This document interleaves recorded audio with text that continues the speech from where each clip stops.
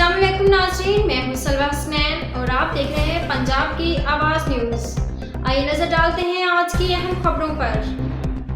Lahore DG LTA Tahir Farooq की हिदायत पर एलटीए टाउन प्लानिंग को मुतहरिक गैर कानूनी तामीरात गैर कानूनी कमर्शियल इमारतों के खिलाफ एलटीए कंट्रोलर एरिया में ऑपरेशन। एलटीए टीमों के मुख्तलिफ इलाकों में कार्रवाइयाँ 103 अमलाक सरगर्म मुतादिद गैर कानूनी तामीरात मस्मार।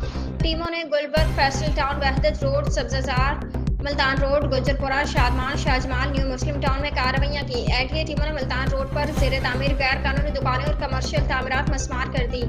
वहदत रोड पर बिल्डिंग प्लानिंग के खिलाफ वर्जी पर ज़ेर तामीर इमारत मस्मार कर दी गई। टीमों ने कमर्शियल फीस की अदम अदायगी गैर कानूनी कमर्शियल इस्तेमाल पर गुलबर्ग, फैसल टाउन में 37, Gujarpura, Shadman, Shahjamal, new Muslim town में 43 अमलाक सरबहमर कर दी। रिकवरी ऑपरेशन के दौरान वहदत रोड और सब्ज़ार में 23 अमलाक सील कर दी गई। सील की गई अमलाक में निजी school, restaurant, cafe, workshop, food point, दुकानें, दफातर व दीगर शामिल है। Operation chief town plan room Asaduzzaman की ज़ेर निगरानी किया गया।